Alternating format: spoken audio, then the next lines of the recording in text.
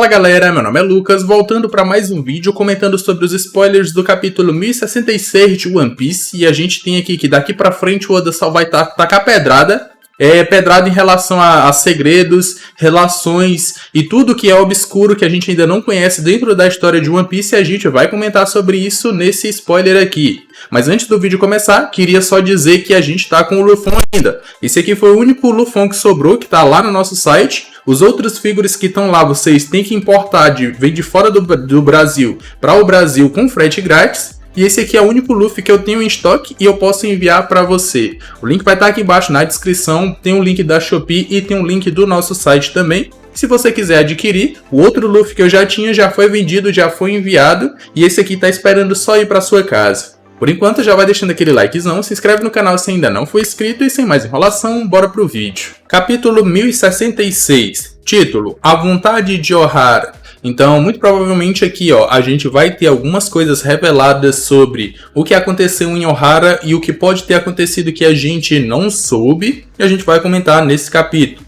A capa, a gente ainda não tem as informações sobre a capa, se vai voltar ainda para a história de capa da Guerra 66, se vai continuar a batalha do Tite contra o Law durante aquela capa, porque a capa anterior de história de capa foi juntando ou trazendo a história de capa para os acontecimentos presentes, ou se vai voltar para a Guerra 66, ou até se vai ir para outra história de capa. Mas como ainda não foi dado como história, capítulo final da história de capa, acredito que ainda vai ser a história de capa da Guerra 66. Só não sei se vai continuar ali com alguns acontecimentos mostrando o Tite tendo capturado o Law ou alguma coisa do tipo, ou se vai mostrar a Guerra 66 com o Jade e o Caesar e o que eles vão fazer depois que eles se unirem. A gente não tem essas informações ainda.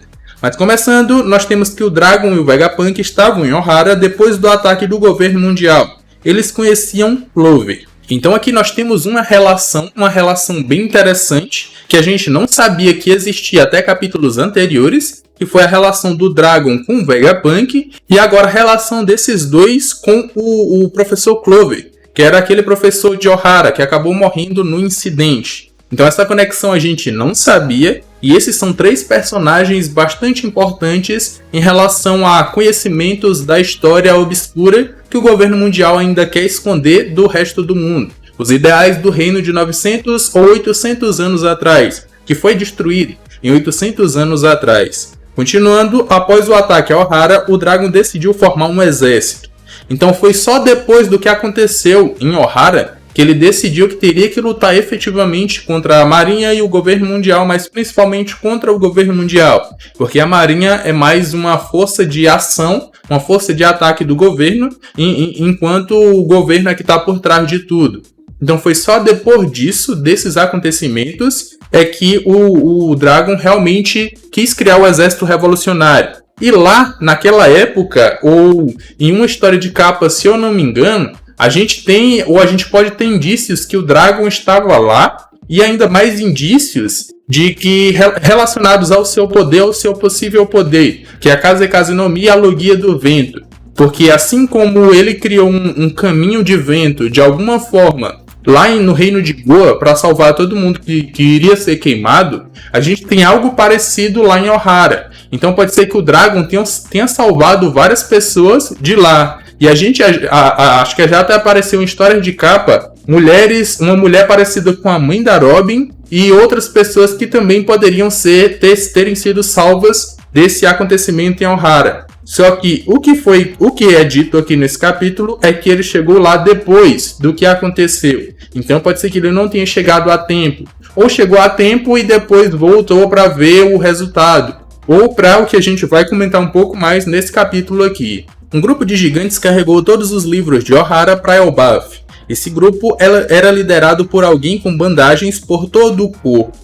A única pessoa que a gente imagina que poderia, sei lá, ter alguma conexão entre Vegapunk, Dragon, Ohara e gigantes é o Saulo. É o único que a gente consegue imaginar que teria alguma conexão, isso se ele não tiver morrido. Até porque tem teorias de que o Aokiji congelou ele, mas não congelou para matar. congelou para conservar, na verdade. É mais ou menos o que já foi dito lá na prisão de Impel Down. Que a pessoa, ela morreu congelada, ou ela foi criogenizada, ou foi congelada por criogenia, para que ela fosse conservada para o futuro.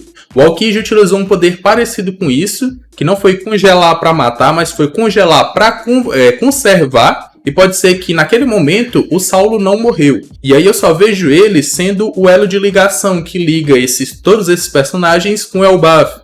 E aí ele seria aquele com a bandagem, porque aí ele teria se recuperado, para fazer com que todo o conhecimento de Ohara fosse passado adiante. No caso, para Elbaf.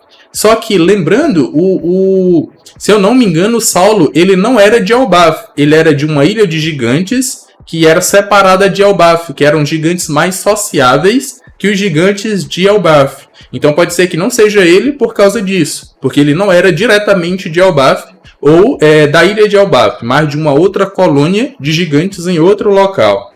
No final do capítulo nós temos que o Luffy conhece o verdadeiro Vegapunk. Podemos ver o seu rosto. Então finalmente vai ser revelado o rosto do Vegapunk. E aí, eu tinha falado isso na primeira vez, quando os Mugiwara se separaram. Nós tivemos ali o grupo do Luffy, o grupo do Sanji e do Zoro. E eu falei assim, agora que os outros Mugiwaras encontraram o primeiro Vegapunk, que não era o Vegapunk propriamente dito, e depois vieram encontrando os outros, eu disse que o grupo do Luffy iria encontrar o verdadeiro Vegapunk, que não está diretamente relacionado a todos os outros ou a todas as criações dentro da ilha. Mas ele pode se resguardar em outro local, escondido, que nem o governo mundial sabe onde é que ele está dentro daquela ilha. Porque, por ser um gênio, ele já sabia que em algum momento ele poderia ser caçado pelo governo mundial quando ele não tivesse mais serventia. Então eu imaginei que isso pudesse acontecer e realmente aconteceu. Agora nós temos o Luffy encontrando o verdadeiro Vegapunk.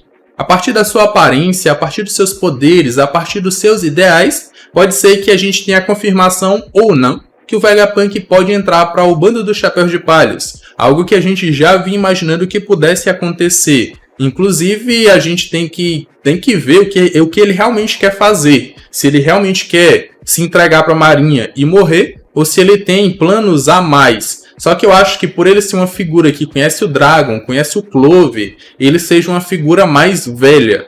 Mais velha até que o Frank, que a Robin, que são os mais velhos, o Jinbe, que são os mais velhos do bando. Pode ser que ele tenha ali uma idade até superior. Eu não sei se ele caberia muito bem. Só que essa questão de idade a gente não liga muito. É mais na questão do ser. E é disso que eu falo. Dele não combinar com o bando por ser velho ou por ter um pensamento diferente. Mas dependendo das suas ações, dos seus sonhos, da sua interação com os Mugiwaras, quem sabe nós não tenhamos o Vegapunk entrando para o bando dos Chapéus de Palhas. O Vegapunk real fala: Filho de Drago, eu sabia que você viria. Então, mais uma vez aqui, confirmando que o Vegapunk... Como é que o Vegapunk sabia que os Mugiwaras iriam para aquela ilha? Se é na sorte. Será que o Vegapunk tem algum meio de saber dependendo da onde você inicia, para onde que você vai? Né? E eu acho que é difícil saber, porque depois que chega no novo mundo, o Log Pulse aponta para 3 direções e acredito que a pessoa possa escolher em qual direção ela quer ir, assim como aconteceu agora em Wano.